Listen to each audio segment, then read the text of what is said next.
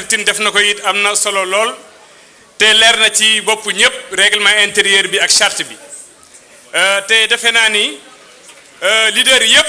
adopté nañu unanimement texte statutaire yi nga xamante ni moo war a permettre pour ñu am gouvernance bu mucc ayib ci suñu coalition mais ñaan na leader yëpp jóg acclamer adopter les textes statutaires de la coalition Diomaye Président. Donc les textes sont adoptés à l'unanimité par acclamation aujourd'hui, ce samedi 7 mars 2026, pour la coalition Diomaye Président Bassirou Diomaye Diakhar Faye. ñu ngi leen sant leen gërëm di leen wax mun ngeen toogaat di leen sant di leen gërëm ci seen engagement ci seen détermination ci seen bëgg Sénégal ci seen bëgg réew mi ci seen jàmbaar ndax nag Sénégal ñun ñëpp a ko bokk te Sénégal judduwul tey démocratie judduwul tey patriotisme judduwul tey fii ay patriote ñoo tabax réew mi suñuy maamaati maam ba tey suñu ay maam ak suñu ay papa yeggale liggéey bi ba mu yegsi ci ñun kon patriotisme du lu bees ñun dañ ko dund juddu ko xeex ko di ko jëfe guddi ak bëccëg suba ak ngoon te yéen seen teewaay seen takkute ak seen engagement ci président de la république daf koo gën a mandargaal daf koo gën a firndeel te tey ku dégg kaddu yi fi jib ak mobilisation exceptionnelle bi nga xamante ni depuis l'intérieur du pays les maires les leaders les présidents de mouvements d'associations les présidents de partis politiques les secrétaires généraux les jeunes les étudiants je veux nommer Babacar Diallo et tous les étudiants des universités les chefs religieux sont là on a même le fils du khalife de Niassène qui est là. On a d'autres chefs religieux qui sont là. Donc aujourd'hui, une kyrielle de personnalités, un parterre, une crème de notre société est mobilisée derrière le président de la République pour engager les réformes fondamentales afin de projeter le Sénégal dans la rampe de développement et dans la trajectoire de la structuration, de la souveraineté et de la prospérité. Yéen Sénégal kenn mënu ko siif donc ñun on reste déterminé discipliné engagé et cohérent mais lucide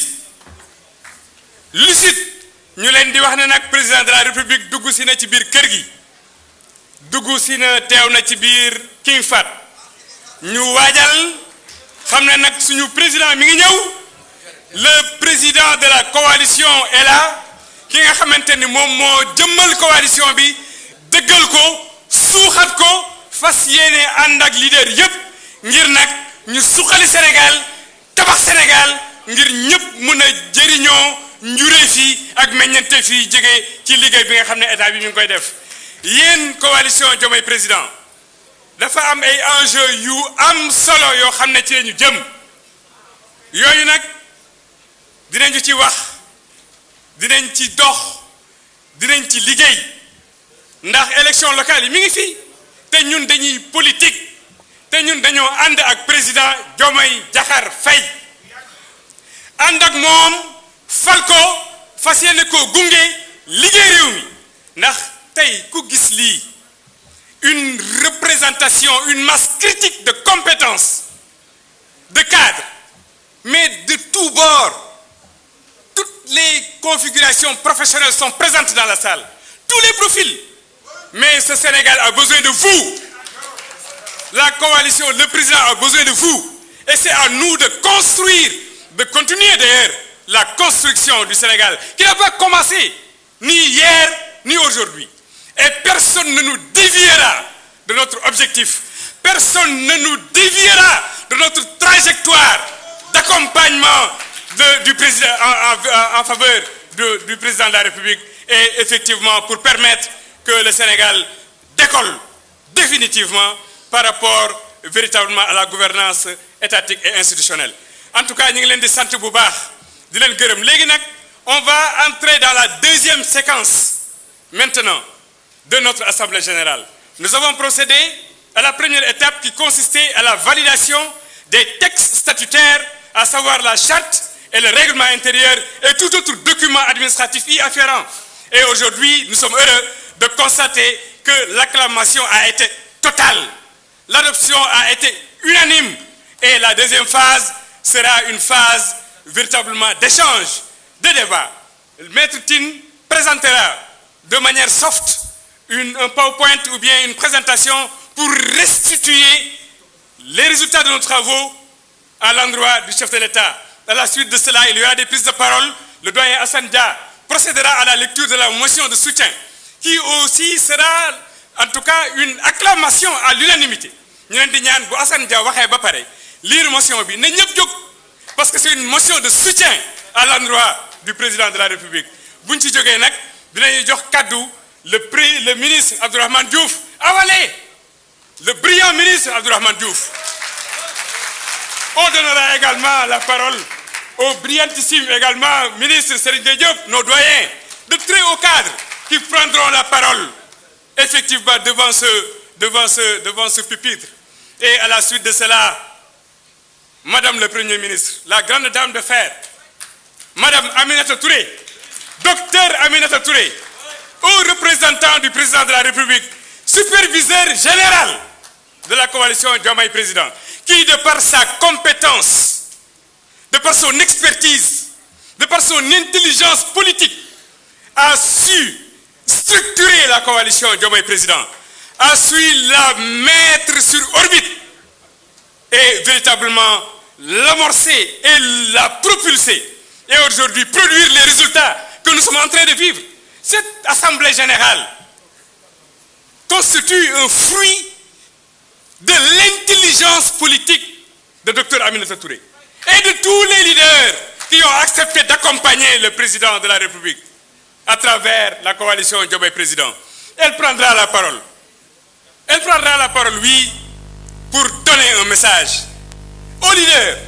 et au président de la République. Et à l'as, on laissera la parole au président Bassirou Diomaye Diakhar Faye. Ce président jeune, compétent, mesuré, mais très policé et qui comprend les enjeux de l'heure et les enjeux futurs, qui aujourd'hui prendra la parole pour délivrer, pour parler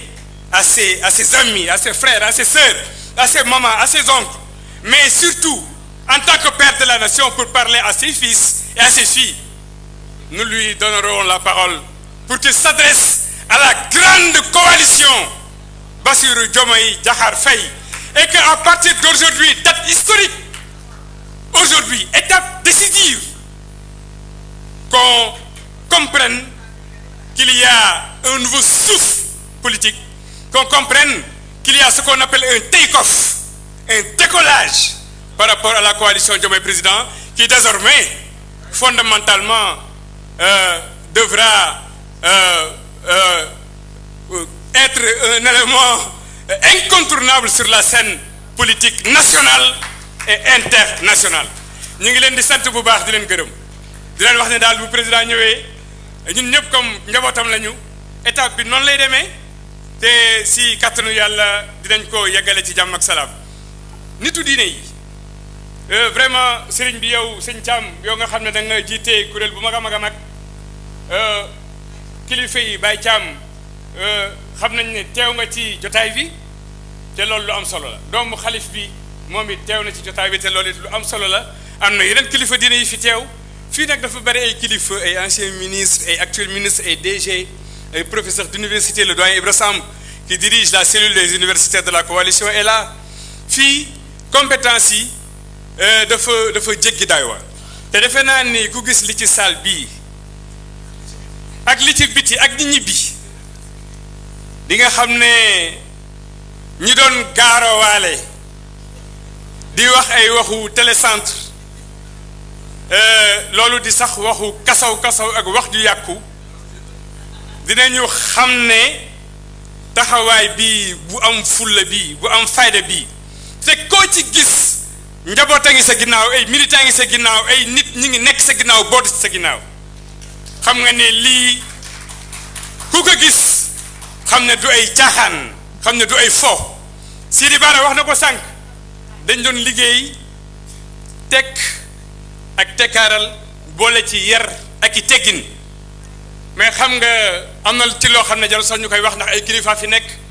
mais am na loo xam ne mbubb la rek ku mu neex sol ko wante dafa am ñoo xam ne dañ ko jommale seen bopp ñi ko jommale seen bopp mooy yéen ñi nekk fii donc wante nag lu jot rek bu waree am danañ ca yegg